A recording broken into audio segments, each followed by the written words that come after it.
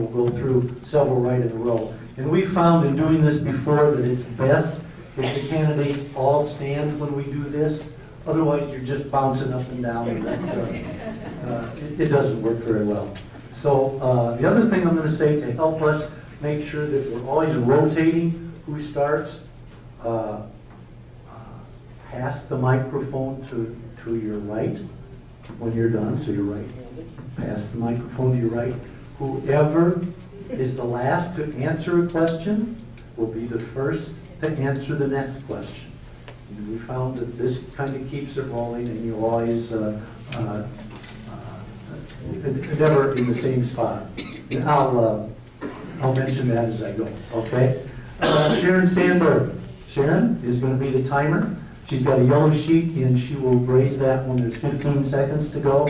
Whether it's a 3-minute period or a 1-minute period, it's 15 seconds. We handed out note sheets when people came in that have your names on it in a spot to take notes as aid to the attendees who wish to take notes. Do I have anything else here? I think that is it. So let's get started with our 3-minute opening. Jeff Johnson, yes, sorry, yep. Would you start with the 3 minutes and pass on today? All right, great. Well, thank you for having us twice now, even though we didn't get to show up the first time when you had your snow day a couple months ago.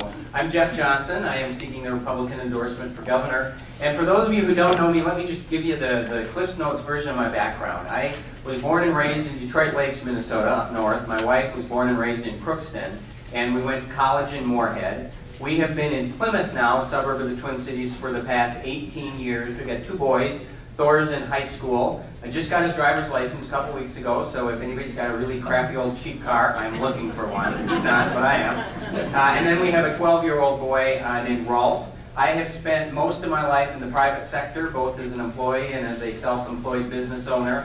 And then also during that time, I served 6 years in the Minnesota House, and the last 5.5 years now as the often lonely conservative on the Hennepin County Board of Commissioners. And as I mentioned, I'm seeking the Republican endorsement for governor, and I'll abide by the Republican endorsement for governor because I believe very strongly that it matters and it should matter.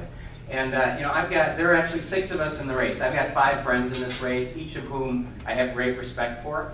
But I wouldn't be running if I didn't think I was the strongest candidate.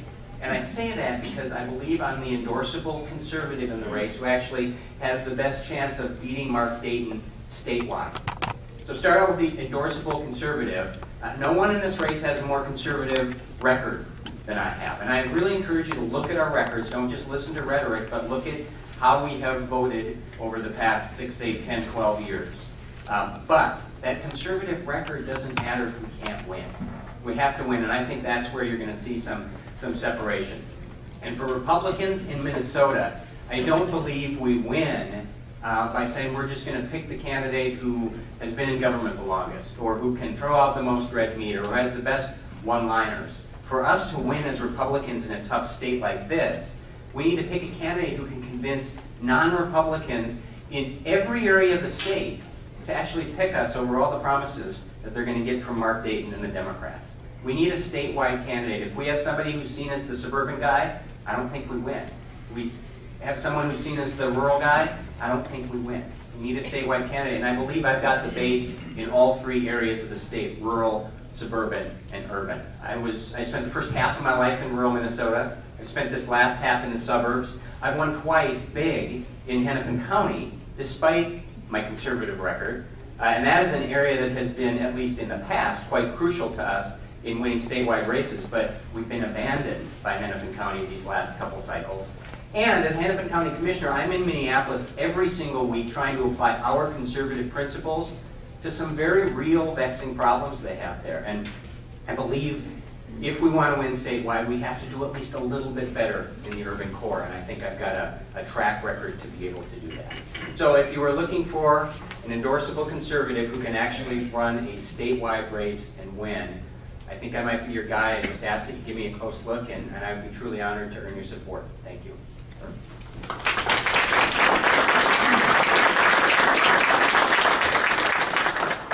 Good evening. My name is Dave Thompson. In just over 10 months, I got into this race, and I've had the opportunity to travel the state. I put tens of thousands of miles on my car, and I've gotten to meet all kinds of Minnesotans. I grew up in the Red River Valley in East Grand Forks, where I graduated from high school. Married a farmer's daughter. My wife Rhonda's here tonight. I hope you get to meet her. If you do, there's a better chance you vote for me. And I've now been able to get all over this state and meet the great people that live here, and build businesses here, and raise families here, and employ people here. And it really, truly is a great place. But you know, we got a problem. Problems are government. Because we have some people running our government right now that believe that the answer to our problems is more and bigger, intrusive government. But you see, that's not how we built this state, and it's not how we built this country. How we built this country is by placing the individual above the state and making the state accountable to the individual. And we need to get back to that. Private industry does things better than the government does. Think about this. You could get on an airplane tomorrow and fly to Texas or California, or for that matter, go to Europe or Asia. Pull out a Visa card, a MasterCard. Charge a meal, a rental car, a hotel. You'll come home and you'll get your bill. And that bill will have a list of these charges. They'll be down to the penny. And if they're not, you'll wonder what went wrong. That's what private business has been able to accomplish. Government can't count your votes. Think about that. So many of the things we ask government to do, they are not good at. They don't do well. But the magic hand of the market does do them well. So we're going to be here tonight to talk about the kinds of policies we believe in that will put the individual back at the top of our social, and economic, and philosophical culture, and put government back in its proper place. I will tell you, I was sitting last night about this time in the House chamber listening to the governor's State of the State address. I know he's a leftist. But it still is just utterly shocking to me to sit and listen to this man give a litany of things he thinks that the government ought to do, that individuals ought to be responsible for. He made the comment that, well, you know, kids get out of school at the end of a school day. Where do they go? What do they do? Governor, parents, ever heard of them? Government is not the answer to everything. People and individuals are what accomplish things in this country. We're going to focus on education if I'm elected. And that means taking care of our funding formula, which disadvantages Greater Minnesota. Secondly, creating school choice so that children born don't necessarily have a lesser shot at a good education because of the color of their skin or the socioeconomic status of their parents. And finally, we're going to get this economy back on track by reducing the regulations that are faced by people that are simply trying to start businesses and provide goods and services. And then, of course, we need to get our tax code under control. Thanks for the opportunity to be here, and I look forward to talking about the specific policies we're going to work on. And let's have a great evening. Thank you for being here tonight. My name is Marty Seifert. I'm a candidate for governor. I got in the race late. I've only been in a little over 5 months. I am a farm kid from southern Minnesota. I was born, raised, and educated in southern Minnesota down in the south of Redwood Falls area. I am the youngest of 6 boys. My mom lost the toilet seat war on a 7-to-1 vote, bless her heart. And I'm just here because of common sense. Government is too big, it spends too much, it taxes too much, it regulates too much. And it wants to tell farmers how to farm, teachers how to teach, business people how to run their business, parents how to raise their kids, and they know nothing about any of it. And the reality is that in the state of Minnesota, we have become the nanny state after 30 or 40 years of this. When they see someone unhappy, they want to create a Department of Happiness. And that's a problem. And government has become so big and so dictatorial now, you can't buy a cold beer on a Sunday before the Vikings game or light a firecracker on the 4th of July because the state law says you can't do it. That's how ridiculous and out of control the state government has gotten. We are now number 3 for taxes in the United States of America. We are uncompetitive with not only our neighbors but the rest of the world. And we have been a state of inventors and innovators. Medtronic was invented in Mom's garage. Polaris was invented in Mom's garage. Starkey Hearing Aid was invented in Mom's garage. And now under the economy of Obama and Dayton, you live in Mom's garage, you don't invent things in Mom's garage. And I think most people out there understand that. So how about we just go back to the fundamentals of what our Constitution tells us the role of government is. Our founding fathers were pretty smart people. And the states created the federal government. The federal government didn't create the states. I hope everyone understands that. So I want to be a governor where the government is the servant of the people. And it has fast become where the people are becoming a servant of the government. And I think all of us need to understand the fundamental changes that are going on over the last generation, and now with Mr. Obama and Mr. Dayton, about doing everything for everyone, not understanding who pays the bill, how the economy works. So I was 18 years on the farm, I got my college degree, I was 4 years as a high school teacher, 9 years in higher ed. I've owned a small business for 12 years, I worked at the hospital for 4 years, as a realtor for 4 years. I was in the Minnesota House of Representatives for 14 years. That makes me about 75 years old. One reason those things are simultaneous is when I was in the legislature, I always believed that you ought to have a real job. You always should have a real job and then retire voluntarily to go back to your community, which I did. And now 4 years in the private sector later, I'm here to serve. And I remember talking to a group of school kids the other day, and a third grade girl raised her hand. She said, "Are you running to be my boss?" And they looked at her and I said, "No, I'm running so you could be my boss." We don't have enough of that in state government today. So I want to make sure that every child, black or white, rich or poor, rural, urban or suburban, was treated equally in the eyes of God, ought to be treated equally in the eyes of their government, using their God-given talents can be all they can be, because that's the American dream. The American dream is being turned away into voting for your neighbor to give yourself free stuff, and that's wrong. Let's turn the American dream back into what it ought to be. Thank you and God bless. Thank you, buddy. Okay, this next question is on economic outlook. And the American Legislative Exchange Council puts out a report called Rich State, Poor State. I think we've all seen that. In it, it ranks Minnesota 46th in economic outlook for 2014. The only states with a worse outlook are California, Illinois, Vermont, and New York. As governor, how will you turn this around? The number one issue to turn anything around is leadership. Leadership.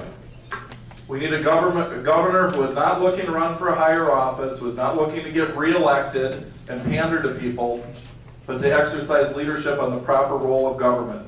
And that means downsizing, right-sizing, and economizing the government so the private sector can flourish. We are uncompetitive in the world, in the United States, and in the upper Midwest. And so I want to downsize government. I ran into a guy in Windham, Minnesota who wanted to open up a distillery. You know what the distiller's fee is in the state of Minnesota, or what it was when I left the legislature? $30,000 a year. So he looked around at our neighboring states and found one for $500 for the licensing fee. So this is about downsizing government, downsizing taxes, downsizing fees, downsizing regulations and red tape and bureaucracy, and having our state agencies like the PCA, the DNR, and all the other bureaucracies, A, get downsized, but B, become a servant of the people and not having people being a servant of them. Well, Jim, I'm going to throw out an extra stat because I can guarantee you Dayton is going to throw out some stats later this year about how great things are here, right? But there is one stat that I think stands out, and that is Minnesota in 2012, we haven't seen the 2013 numbers, created the fewest number of new businesses per capita in the country. Dead last. And there are a lot of reasons for that. One is the tax code.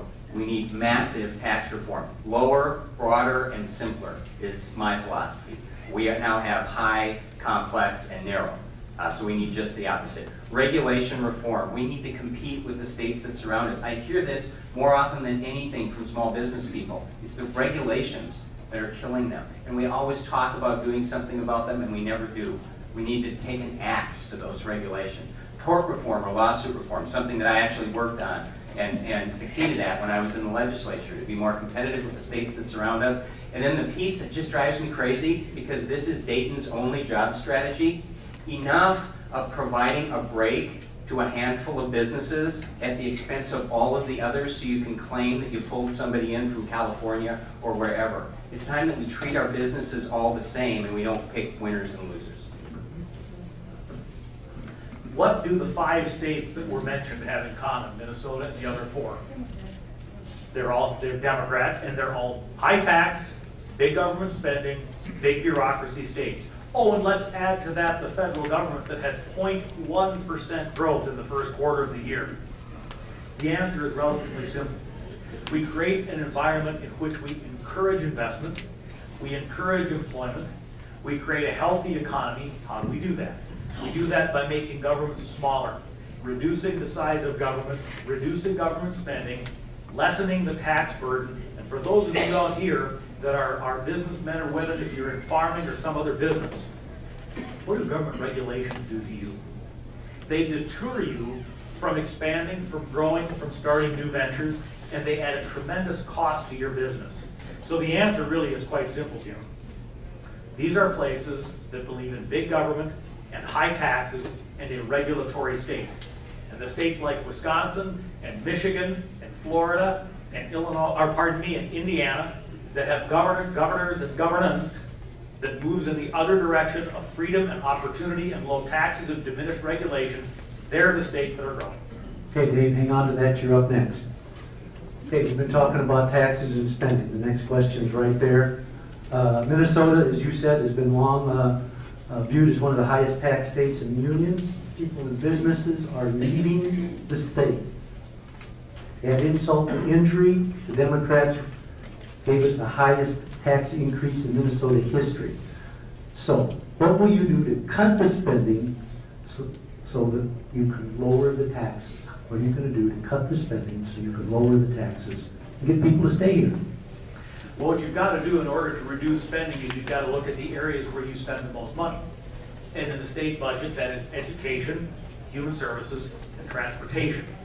And so we need to look at those budgets and we need to reduce where we can. For one thing, I believe in putting an absolute freeze on hiring government employees. And what that will do is through natural attrition, with people retiring and leaving the government to pursue other jobs, you'll have government actually decreasing in size over time and decreasing quite dramatically as a percentage of GDP. So that's something that's doable, that you can put the freeze on and you can drop the size of government that way. You've got to look at the programs that are not working, particularly in the area of health and human services, where programs continue to perpetuate dependency rather than independence, and you've got to get rid of those kinds of programs. So you've simply got to be willing to reduce the size of government. You've got to look in those areas. Now, I would say we should stop building trains. How about that? Planes, not trains. And we don't need to stop taking care of our infrastructure. We can do that without raising taxes. We simply need to have the right priorities. Marty? Yep.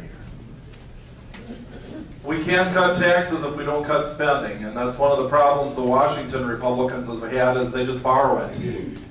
Both parties are guilty of this. I hate to break the news. I know there's some Republicans in the audience here, but there's people who are sinners on both sides of the aisle when it comes to spending too much money.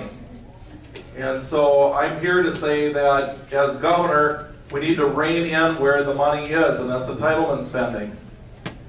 One of the fastest growing parts of the Minnesota budget is welfare, and this is not very politically incorrect, but when I had a study conducted when I was minority leader of the State House, we had tens of thousands of people moving here from other places who are not Minnesotans and signing up for our welfare programs. And nobody wanted to stand up to that, but I came in and I had some ideas that other states have done that dry up welfare costs. A 1-year waiting period if you're non-Minnesotan, work requirements like Wisconsin, and time limitations. You do those 3 things, you're drying up over 80% of the new welfare costs. And I will veto the human services bill until we get real fundamental welfare reform. That's something Tommy Thompson and Scott Walker were able to do over in Wisconsin. So what do? They sent them over here. And so we've got to prioritize spending. When it comes to transportation, I'm for more money for roads and bridges, less for trains. On a lot of our programs, it's about the private sector being enhanced and downsizing the size, scope, and power of government. Yeah. Thanks. We cannot cut spending in any meaningful way in Minnesota if we don't get a handle on human services spending and welfare spending. That has to be the place we start, because when you compare Minnesota to similar states, that is the area where we are completely out of whack with states like us. And politically, folks, if our answer is we're going to go into this and say we're going to cut 10% or 12% or 6% from welfare spending, we got us an election problem because we lose about half the state. We've got to do it a different way. One of my 3 planks in this race has been to audit the programs that taxpayers fund, starting with human service programs. Every single solitary one of them will probably take 4 years. And the ones that can prove that they're actually doing what we claim to want them to do, which is move people off of welfare to self-sufficiency, we ought to celebrate those programs, because that's what a welfare program is supposed to be. The ones that can't, and there are a ton of them, and I see them every day on the Hennepin County Board, these programs that we fund because they make us feel good as politicians, but they're actually hurting the people we claim to want to help because they create this generational dependency that never gets any better. We have to end those programs, and we can do it if that's how we approach it. We approach it as Republicans who care about people and say, we want to fund the programs that work, but we are going to stop funding the programs that don't, and we're going to start requiring measurement. That's how we will actually cut state government. Once we're past the welfare spending, then we start auditing all the other programs as well. But that's the place to start, because those are the easiest programs to measure. Yep, you're next. Interesting thing is you try and put these questions together. These guys are really doing a good job of covering the ground here. So you might get some duplication here in my questions, or our questions, they aren't mine. Education, though, is up next. And year after year, we continue to pour more and more money into education, but more money doesn't seem to be the ingredient that improves education. All we have to do is look at the achievement gap that we have between minorities. So what is the problem, and what actions will you take as governor to fix it? The 3 planks in my campaign since day one have been the jobs climate, measurement, the audit that I just talked about, and education reform, and in particular, the worst in the nation achievement gap that we have in the state between white students and students of color, and it's killing us. And it's been the case for almost 30 years. And what has the answer been? We've thrown money at it. And frankly, the achievement gap works pretty well for liberals because it gives them an excuse to argue for more money.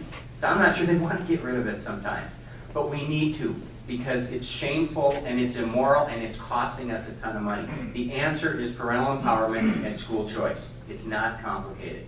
And we can look at the other 49 states, every single one of them, that has a tighter achievement gap than we do, and find all kinds of ideas that way. We go to the states that are doing better than us, which are all of them, and we take some of their ideas about school choice and about parental empowerment.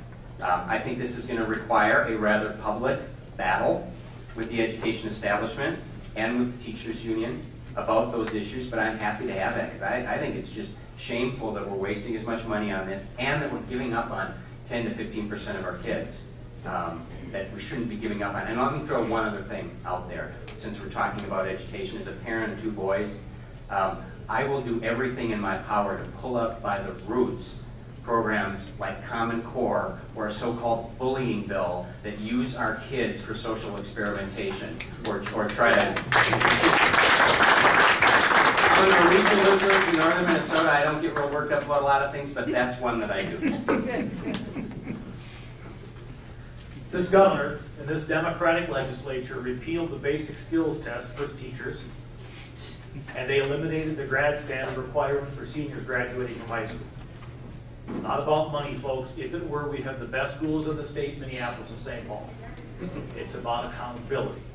And what that means is we have to have a system in place that rewards the good teachers and it allows sanctions against those that are not succeeding, rather than a tenure system that simply rewards the amount of time that you've been there. That's a big short-term solution. Accountability, like you have in your business, if you're a business owner, or like you have to your employer, if you're an employee. And then secondly, I've been advocating, some of you mentioned, you remember me from the radio. I've been advocating school choice since the day I went on the radio in 1998. Iron sharpens iron. We believe in competition. Money should follow students, not buildings. So that a mother, a single mom in Minneapolis who fears that her son will end up in a gang or daughter end up in some kind of trouble or the victim of some kind of abuse and doesn't have a good school to send them to will have the opportunity to use the money dedicated to that student to get him or her into a safe and effective school. And that competition will raise the quality of the public schools. I happen to be married to someone who teaches in the public school. I'm not against them. I simply want all of our schools to be better so all of our students are better served. Competition is the way we do it, just like in everything else. Thank you. Marty? I've actually been a public school teacher in Minnesota. My kids go to Catholic school. My running mate, Pam Myra, was a state representative from Burnsville, homeschooled her kids for 12 years. My wife and I went to public high school. We both went to elementary Catholic school. So we've seen all the way around in our campaign on education that works. Mom and dad raise kids, not Big Brother and Uncle Sam. And I think when you don't allow parents choices where their kids go, that's wrong. Number two is we have to have the understanding that in the Minnesota Constitution, Article 13, Section 1, it is required of us to have a uniform system of public schools. So my fidelity is to the Constitution, whether you agree with it or not. We have to make sure that the public schools work in the state because the Constitution tells us to, and it doesn't work right now. So what are we going to do about it? Number one is the teachers union for 40 years has been negotiating the school day away. When my mom went to school in the 1940s, they loaded the bus at 3:45 in the afternoon. When I went to school in the late 70s, early 80s, they loaded the bus at 3:25. My kids load the bus at 3:05 in Marshall, Minnesota, but in the Twin Cities, they're loading the bus at 2:15, 2:20 in the afternoon. In over 40 years, they've been taking 1, 2, 3 minutes away from the work day, just a little bit. The teachers union, more money for less work. And I would submit to you, the governor should say, here and now, we are not negotiating away 1 more minute of the school day from our kids. It ought to be about academics, not about fluff and getting the kids away out of school. It's got to be about academics. And everything that focuses on academics and the strength of academic instruction is where we need to be as a society, because that's how an educated republic operates. Okay, Marty, stand up, stay up there. We're going to do 3 yes/no questions here. So, would you guys stand up? And Marty, you go first. And I think Jeff already answered this one, but this is yes/no. Will you fight to purge Common Core from Minnesota schools? Yes. Goes to. Well, it would go to him, but he already answered. Yes. Yes. Thought that was. Okay, Dave. I have you in the sequence here to answer this one first, so if you'd help me with this. Staying on the sequence. 24 states have enacted right-to-work laws to boost their economy and bring jobs into their states. As governor, is this an issue that you will actively pursue? Yes. Yes. Oh, sorry. Okay. This looks better. You don't need to pass the mic. Everybody hear him okay? Did everybody hear him okay? Marty said no.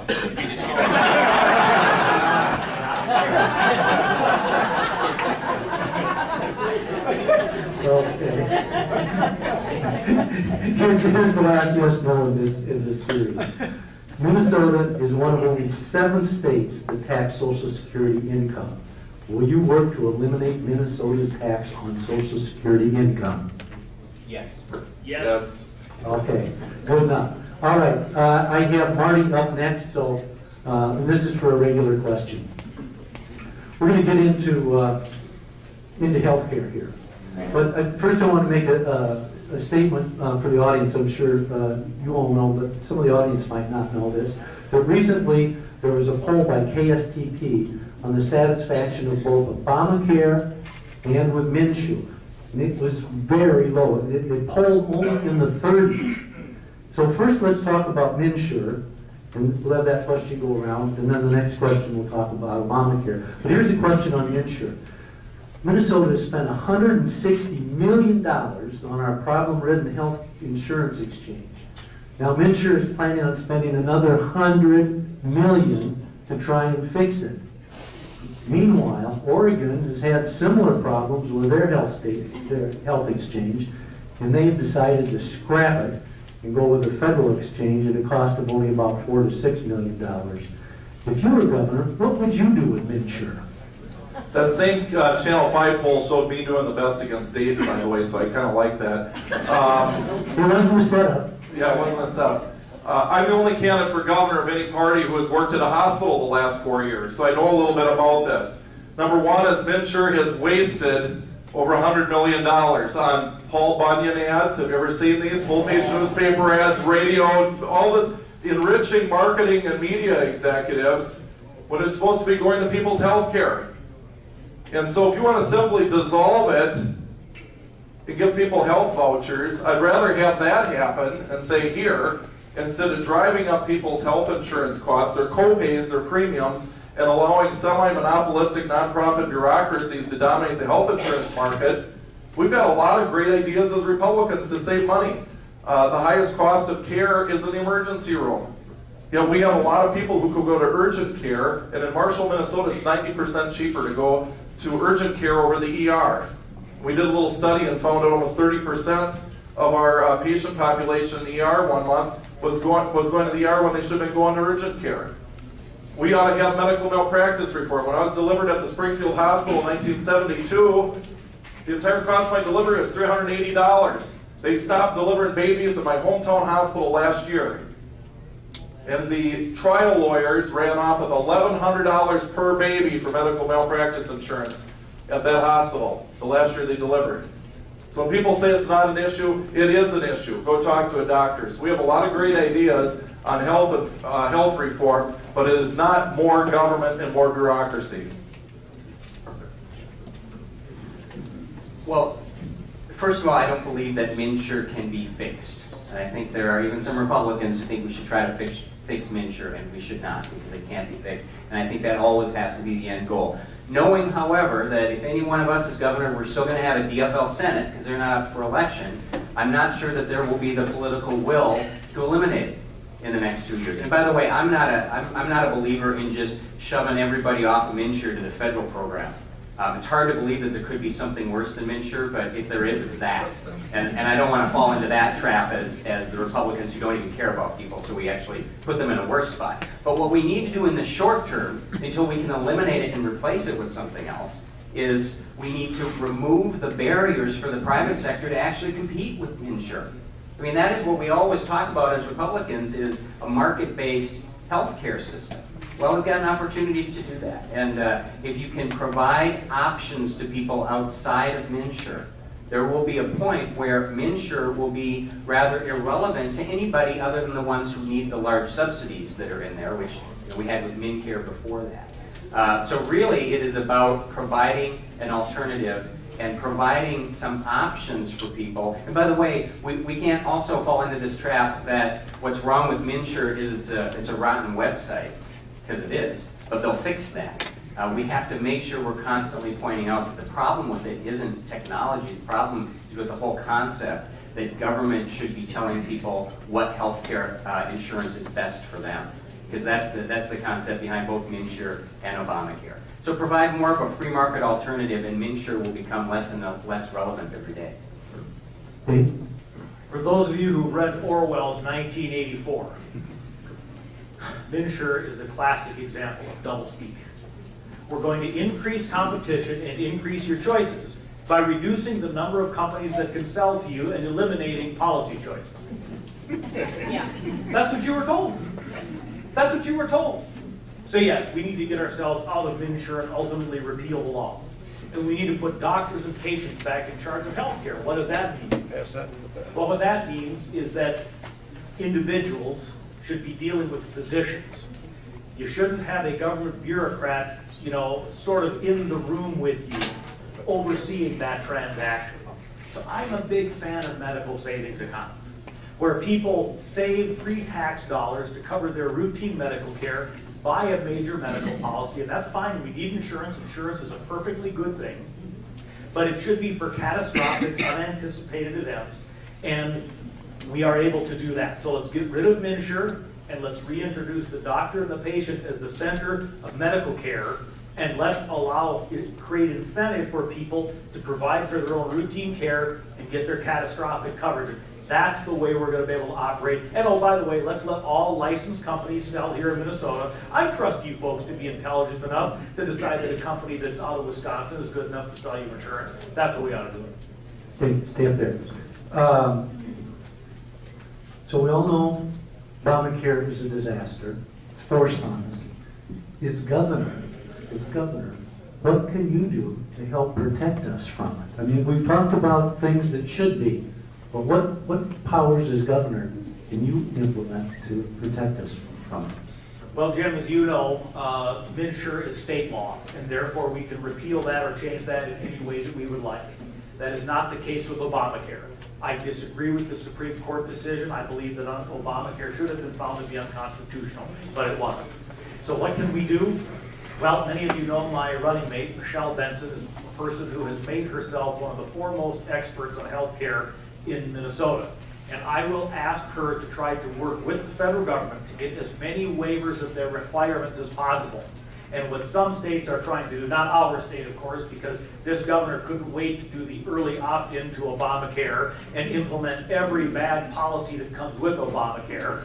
But in those states where they have governors that are trying to protect their citizenry, they are asking for exemptions in exchange for some agreement that we will put programs in place to take care of our uninsured. Well, guess what? We have them. Last night, this governor touted MNsure as the reason that people with pre-existing conditions can get coverage in this state. I'm going to use the L word. That is a lie. MCHA was in place in this state in 1976 and provides coverage for people with pre-existing conditions. We had those programs in place. Minnesota had one of the lowest, if not the lowest, uninsured rates in the country. We provide for our infirm and those who can't purchase their own insurance. Let's go back to Minnesota's way, not the Washington bureaucracy way. Marty? Well, I'll do everything that I can to get us back to, I believe, the proper constitutional role. There's nothing enumerated in the Constitution for Obamacare, and I think the Supreme Court was wrong. It was a 5-4 decision, and I talked to a group of college students the other day. Well, the Supreme Court is never wrong. And I said, have you heard of the Dred Scott decision when they declared people property? Did you ever hear about Plessy versus Ferguson, separate but equal is okay, that was overturned later by Brown versus Board of Education? Supreme Court wrong. The Supreme Court has been wrong all the time in the history of the United States. So, number one is we're going to do everything we can to make sure that we get the health system in Minnesota to a free market system that has the safety net of protections. It was interesting, the governor and state of the state, and I was there as a guest of my running mate yesterday, he was talking about how great it was because we were number 5 in the country for people who didn't have insurance for health. When I left the legislature in 2010, we were number 1 in the country. It's gotten worse under him, and he's bragging about it. So we didn't need to be intermingled with New Jersey and Louisiana and Mississippi on the healthcare issue because we were figuring it out as Minnesotans. Remember I said we were inventive and smart? So I'm going to do everything we can to get the federal government pushed back to where they belong, with the understanding, of course, that the court ruled the way it did. But there are a lot of things that we can do with the veto pen and trying to keep the federal government out of here and dictating what the state ought to do. Jeff?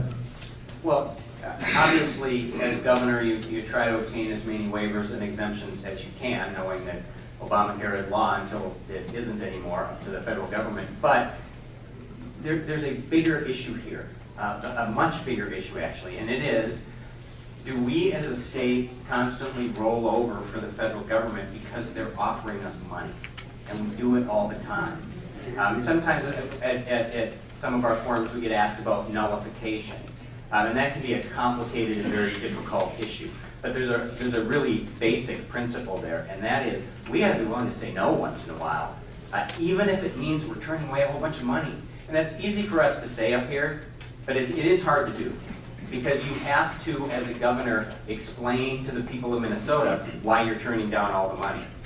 Money coming from the federal government to many Minnesotans is money falling from the sky, right? It's manna from heaven, and if you don't take it, you are irresponsible. And that's what we have to do as leaders, and that's what a governor has to do. We have to use the bully pulpit, whether it's Obamacare, whether it's No Child Left Behind or Common Core or something else. We have to use the bully pulpit to explain to people over and over and over again that sometimes individual liberty and private property rights and sovereignty are more important and more valuable to us than the money we're going to get from the federal government. So I can expand your question a little bit, but I think it all goes to this same concept. Okay, Jeff, stay up there. I'm just going to throw out something. This isn't a question, but I heard you talk about nullification and out-of-control federal government, court systems that are making bad rulings. And the framers of the Constitution gave the states the power and the responsibility, and I think the duty, to rein in and out of control federal government. And they put those powers in Article 5 of the Constitution. The states can band together and bring forward amendments to the Constitution, and I'm just going to throw that out. It's not a question. But you guys are running for the top office in this state, and that ought to be something that you think of from time to time. If you want to. I would be actually very in favor of an Article 5 convention here in Minnesota, and I think the only concern I have about it is I wouldn't want it to become a runaway convention that the liberals take over. So we would have to have something in place to control that. But you know, I've read the book, and it's a great book. Can I comment on it? Yes, please. To have the liberals take charge, you would have to be able to get how many states? Is it 13 states to vote their way? I'm sorry, they would need to have 38 states to vote their way. That's not going to happen. Right. That's not going to happen. Yeah. So, anyway, I didn't mean to get into no, but I would absolutely. I think I love the book, by the way, and while I didn't agree with every single proposal in there, I agree with most of them, and I think that may be the only way we actually are able to get control of the federal government. I think you're right. Now, that wasn't meant to be a question, but it turned into one. Either of you want to make a comment on it? We'll move on then. Okay. Do I stay up? Yes, you stay up. We're going to talk about something that you also have touched on here, and that is commuter rail versus roads. And maybe there's more for the audience here, but Minnesota obviously has spent billions of tax dollars on commuter rail, and there isn't enough ridership on them to support the cost. Do you know that roughly 80% of every ride is subsidized by taxpayers? Meanwhile, the roads, bridges, highway maintenance are going wanting. Is commuter rail a better use of our transportation dollars or roads? That's easy. Yeah. And if no, what are you going to do? Well, this is roads. That's an easy question for me, probably for all of us. But this is not something I just complain about. This is the fight that I have every day on the county board. I'm in the trenches on this one, fighting the Met Council and my colleagues on the Hennepin County Board. Because rail is a religion. It really is. There is this belief that rail is the answer to all problems, and if you really push them on it, it's not about mobility, it's not about congestion, it's about controlling where people live. That's and getting cars off the roads because they don't like cars. And it is extremely inefficient. I've done cost-benefit analysis on each of the rail projects that we have funded in the Twin Cities, and none of them has a cost-benefit analysis that makes any sense whatsoever, especially when you compare it to roads. And every one of us in this room relies upon roads. Even if you don't own a car and never drive it, you need a road if you want the fire truck to get to your house if it's on fire, or if you want the goods to get to the grocery store that you walk through to go buy.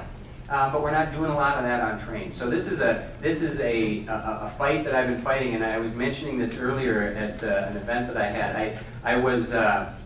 One of my colleagues is kind of the king of light rail in Minnesota. His name is Peter McLaughlin. He was talking about the North Star commuter rail the other day, and he was saying that he was telling a group that we are approaching 50% of the cost being covered by the people paying tickets. And I said, well, last I heard it was more like 22%. He said, well, yeah, but it used to be 17%. So we're approaching 50%. So don't ever believe what you hear about trains from the train people, because it's often not true.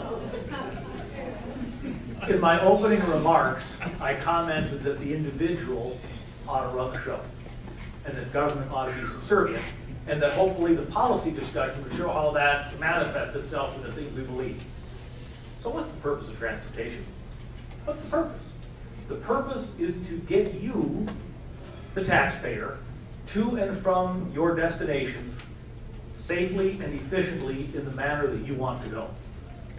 Minnesotans don't like trains. If they did, we wouldn't have the abysmal numbers that we all know exist.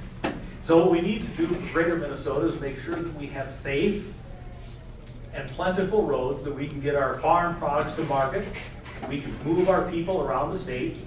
In the metro area, when I tweet, I like to use the hashtag lanes, not trains. We need to build more roads and bridges so that we can get people to where they want to go most efficiently the way they want to go. And for Minnesotans, that happens to be in their car. And I don't think that just because I happen to be in the state legislature that I should be telling you how you want to travel. You tell me how you want to travel. You're paying the bills, by the way. We're spending your money. And then we provide a safe, efficient method for you to do that. That's how it ought to work. And what Minnesotans have told us clearly with their behavior and in the polls is that they would prefer to be on safe roads with enough lanes and a minimum of potholes. That's what we ought to provide. Marty? I've had a very strong record of opposing things that don't meet cost-benefit analysis. The trains will not meet that. So we put our dollars where the people are. 95% of the people get around on roads and bridges. That's where the money ought to go. But I would say that we should go a step further and understand that the cost of building a road in Minnesota is more than our neighboring states. Why? Because of labor laws, environmental laws, other bureaucracies and mandates and requirements. So for us to just keep dumping money into a system that's 15% less efficient, I'm going to be a governor that digs into things. And they might call me a micromanager, but the governor has to be a leader on things. We've just done things the same old my whole life, and it's time to stop that. And ask the first question, why does it cost this much? Why does it cost $15,000 to $20,000 for a kid in Minneapolis to get educated when they're not getting educated? And then why are we spending this much more on a road in Minnesota as compared to the same exact kind of road in South Dakota or Iowa when it has similar topography, so the right-of-way cost isn't more, and so forth. But all things being equal, it costs more to do things in Minnesota. And it is the governor's job to be a leader in understanding that we got to get more bang for our buck, because that is not happening right now. And utilize the private sector for things. When I chaired state government finance, we used to have a state print shop that printed hunting manuals and books and things. I came in and said, what is this? And we shut it down, and we outsourced it to the private sector to do our state printing. And now it's done twice as fast, 20% cheaper, at a better quality. That's what I want to do as governor. Marty, please stand. You're up next. Met Council. We're going to talk about the Met Council. Not everybody down here might be really overly familiar with it, but the Met Council is an example of an unelected bureaucracy that has amassed enormous amounts of power. They even have the power to tax, and they're unelected. As governor, what, if any, changes would you make to the Met Council? Dismantle and abolish. I got in the race in November, and I was the guy who came right out of the chute and said this thing is out of control. I don't believe it's constitutional. How was this country founded? Taxation without representation. And I had someone in rural Minnesota raise their hand before and said, what do I care about the Met Council? I don't live in the 7-county metro. And I said, just as we as Republicans cared about the people of East Berlin in the 1980s when they were taxed and regulated by an unelected Politburo, and we stood up to that, we ought to care about 55% of our own state's population who are being taxed and regulated by an unelected Politburo known as the Met Council. And he said, in 45 seconds, you changed my mind. How can I help? They are out of control. They are social engineers. And we shouldn't just say, let's appoint, Republicans, because Pawlenty did that. And then when the Democrats take over, it turns into this monstrous, telling you how big your lot can be. How would you like that in Rochester or Olmsted County? They're going to come in and tell you how big your lot can be, not elected. So we got to devolve things to where people have election certificates. Let the Hennepin County Board figure this out. You can get rid of them through an election or city councils and form joint power agreements. So first of all, you need to have the authority to do it. So I'm going to appoint 16 people to start dismantling this thing and then get enabling legislation from the legislature to do away with it. Thanks, Marty. Jeff? Well, again, I'm going to go back to the fact that I'm fighting these guys every day. I mean, this is not in the ether for me. It's what I'm living. So I see it firsthand, and I also live under it. And the ideal situation, I think, for all of us, because we've been saying this since the campaign began, the Met Council should be eliminated. And when the political will to do that is there, I'll be right at the front of the line. For the next 2 years, however, with the DFL Senate, highly unlikely to happen. So we got to have a backup plan for what happens in the short term. And for me, it is on day one to remove all 16 members of the Met Council and not appoint Republicans, because I've seen Republicans on the Met Council and they end up doing the same stuff, just at a slower pace. But appointing people who agree with me as to what the proper role of that organization is, which is sewer and water. And we should have a regional authority for sewer and water. And I've had people say to me, well, Jeff, the Senate is not going to confirm those people. Fantastic. Then we don't have a Met Council and we leave it up to the DFL Senate to figure out what to do next. But I'm not, going to keep sending them new people until they find somebody that they like. And then the next thing you do is you have to take away the taxing authority. And by the way, the Met Council isn't the only unelected body that can levy taxes, which is just un-American, if you ask me. Watershed districts can do it too. And I've actually been fighting that fight. It's not just the evil Met Council. There's other organizations that are appointed that have levy authority, and we should eliminate all of that. Either their budget should go through the legislature or they should be elected officials themselves. So, end goal, eliminate. Short term, let's at least try to rein them in. Thank you. I put up on my website early on in this race what I would do with the Met Council, and I didn't jump up right away and say eliminate it. Because Alan Quist, who some of you are familiar with, once told me politics is the art of the possible. And what is possible is what I plan to do. And that is appoint 16 members of the Met Council who believe in the things that we talked about in the previous answer, which was roads and bridges and not trains. Then over time, hopefully we're successful. And we build on our success and we get a Democratic or a Republican Senate, or the pressure builds from the public to ultimately eliminate the Met Council. And those legitimate functions of the Met Council, which are buses, sewer, water, as we like to say, buses and flushes, could go to an elected body, or it could be brought into a government department that is subject to legislative oversight. So clearly my objective from day one has been elimination of the influence of the power, the existence of the Met Council, but I'm going to tell you that the way it has to be done is to do it in a practical way. And that way is to immediately flip those members and get people who have our philosophy, and then over time we get rid of it by showing the people that it wasn't serving them well, and it's engaged in social engineering, doing all kinds of bad things that none of us want done. Okay, Stan, we've got another series of some quick yes/nos. All stand. And I'll just put it out there and we'll do like we did before, okay? I'm first, right, since I finished with them? Yes, yeah, you got it. So, will you abide by the GOP endorsement? Yes. Yes. No. Okay. Yes, the next question is, or you go first. Do you support term limits for governor? And if you say yes, then give us a number for the number of terms that you think are appropriate. I support term limits. I haven't thought about details, probably 8 to 12 years, I suppose. Yeah. Yes. 2 terms. Dave? Not given a lot of thought for governor at this point. I'd say no. Okay. Next one. We assume that you all support voter ID. As governor, will you work actively to get it passed? Yes. Yes. Yes. And the last one here.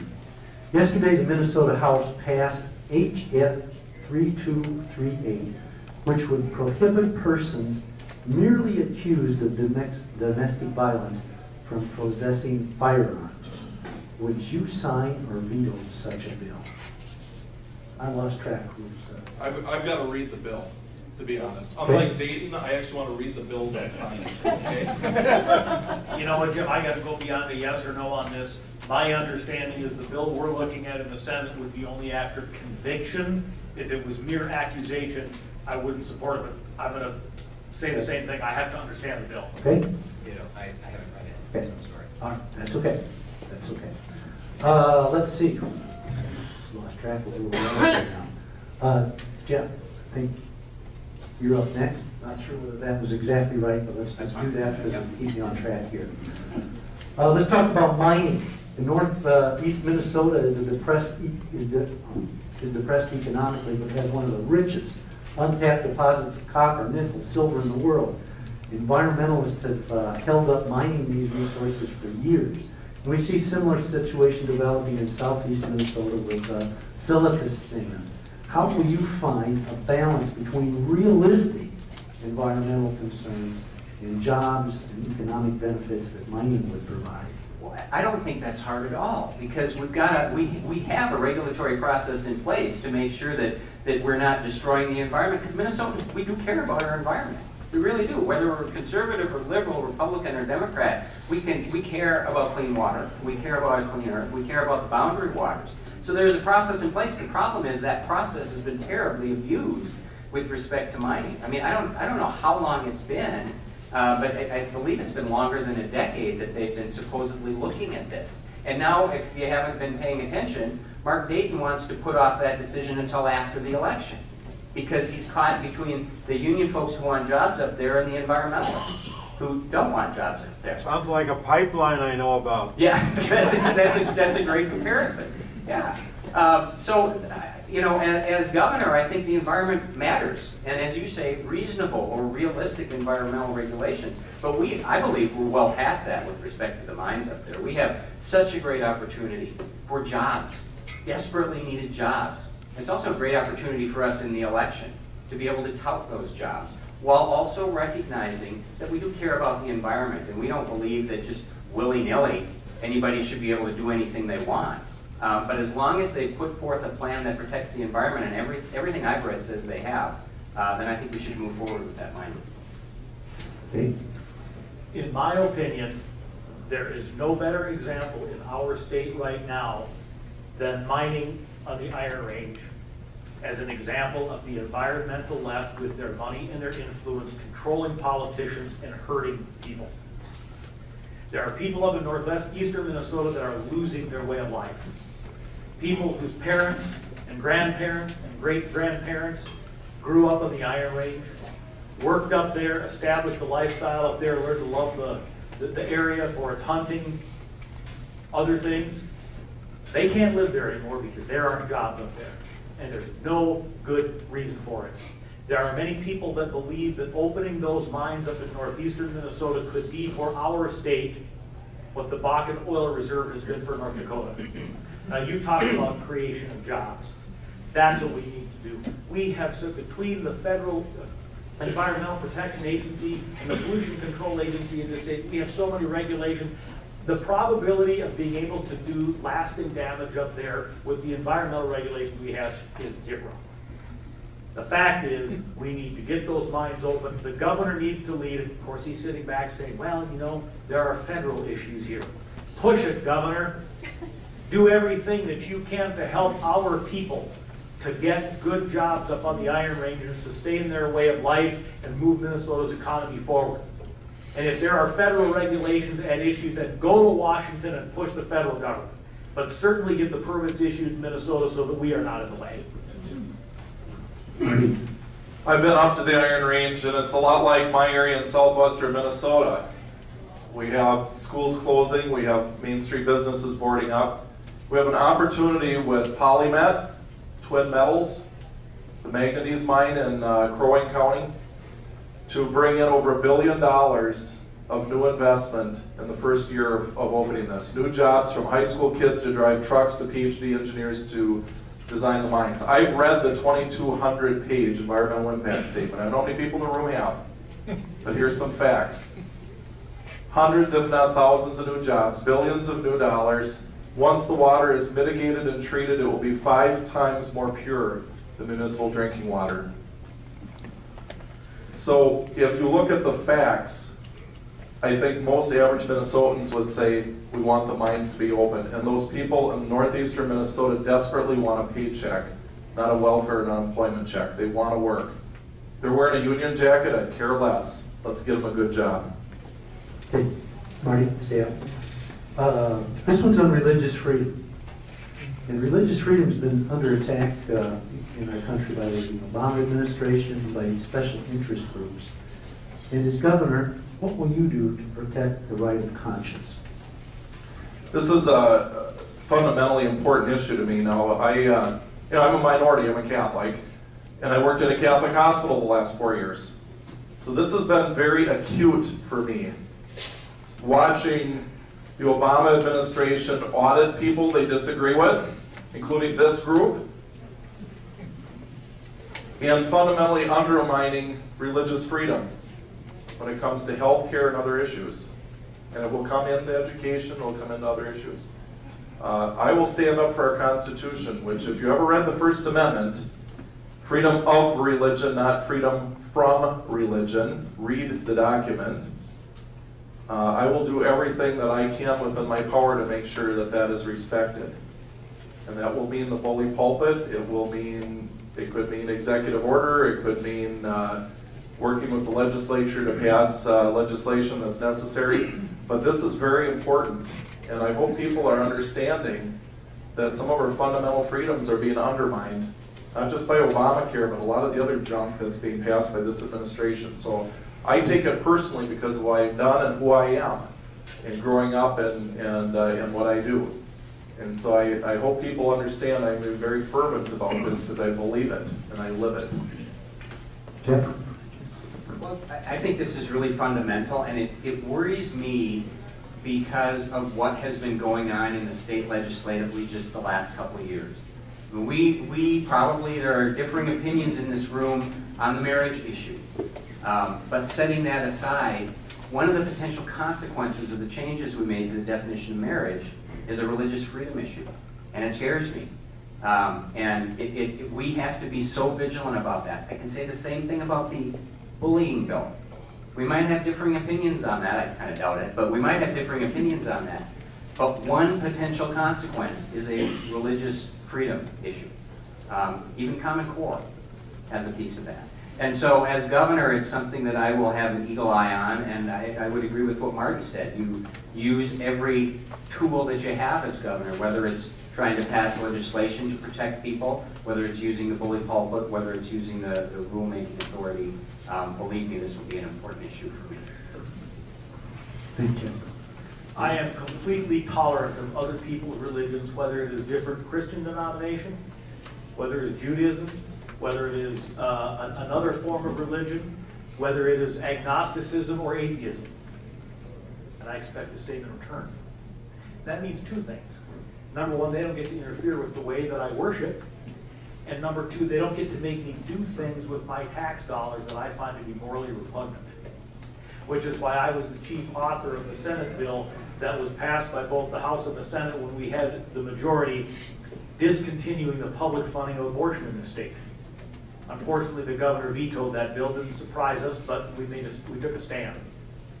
So anytime I see you being compelled to fund something that you may find morally repugnant, even if I don't, and I'm in disagreement with some of my Catholic brothers and sisters on certain things, but they have every right to hold those beliefs, and they should not be forced to conform to my beliefs. And we know that that is in part what Obamacare is doing to people. And we need, as government officials, to stand up and say, no, no.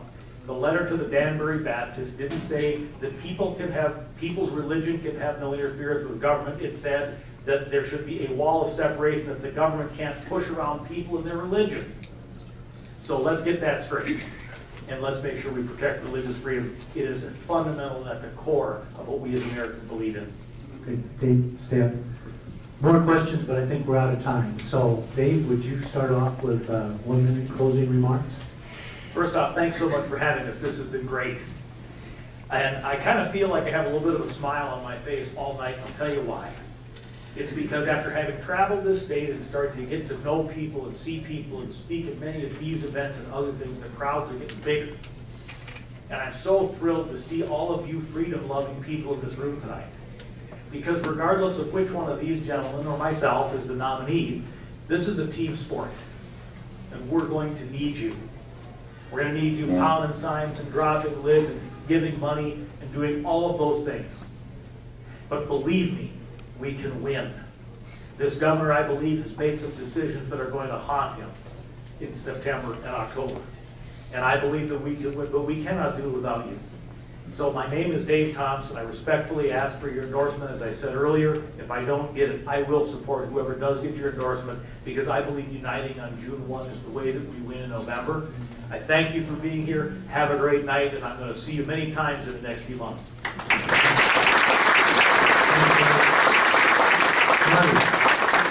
Thank you all for being here tonight. Obviously appreciate the fact that the crowd is big here. The reality is we are all good people, and we have an embarrassment of riches on the Republican side on running for governor, while the Democrats just have an embarrassment. And I think all of us need to understand that anyone who is selected, including the 3 people who aren't here tonight, would be exponentially better than what we have now. I know it's a low bar, but would be exponentially better than what we have now. The reality is we are all good conservatives, we're all good people. We have great wives, great kids, blah, blah, blah. It's not about that. It's about who can beat Dayton. The reality is I am the only guy out of the 6 of us who has ever polled ahead of Mark Dayton, ever. And I always perform the best against Mark Dayton. And we have 87 counties of supporters identified. I believe we're the only campaign with 87 counties of supporters ready to do battle, because that is what it takes to win this campaign. And so, you know, some people say, well, you know, on the yes and no on the endorsement, I'll decide that day whether I'm buying my endorsement or not. The reality is we're going to have a primary. Scott Honor and Kurt Zellers are going to the primary, everybody. And so I want it to be, for those who are delegates, raise your hand. You have a vote in the endorsement process, and I'm working very hard to get that endorsement. For the people who didn't raise your hand, don't get a say. And so I just want to let everyone know I'm doing everything physically, humanly possible, but it's not just about who wins the endorsement. Who can win the primary so that endorsement means something, and then take out Dayton in the fall, and once again have a state where we have a leader we can be proud of. Thank you, and God bless you. God bless the great state of Minnesota. Well, I want to thank you all again for being here and scheduling us twice. And I believe really strongly that the key job for a Republican candidate for governor is to present a vision to Minnesotans that will convince non-Republicans to pick us. And now that I only have 40 seconds left, I can't share my whole vision with you, but let me boil it down. I have a vision of a state where government is not looking for more money, but trying to figure out ways to unleash the innovative and entrepreneurial and creative power of individuals to grow the economy and make us all more prosperous. And most importantly, I have a vision of a state where we have abandoned this philosophy of the poor are poor and the rich are rich, and all we can do is redistribute the wealth, and instead we are preaching every single solitary day a truly held belief that the poor can become the middle class, and the middle class can become the rich, and anyone who starts with nothing can still achieve anything in this state. That is a message that resonates with people who don't necessarily consider themselves Republicans, but whose votes we will desperately need to get to 47, 48%. And it's the message that I am sharing and will be sharing throughout this campaign, and I think it's how we'll win the race. So thank you again for all you do. I would love your support, both at the endorsement and in the primary and at the general election. Thanks a lot. Thank you, Jeff. You have a great set of candidates here. Let's give them up as well for us.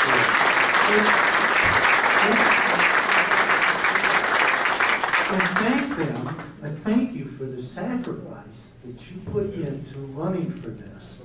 It's enormous. I don't think any of us understand. I ran for a local election a couple of years ago, and what you do is nothing. And that was just, anyway, I have a tremendous respect for you. Say, just before we wrap up, a couple of things here.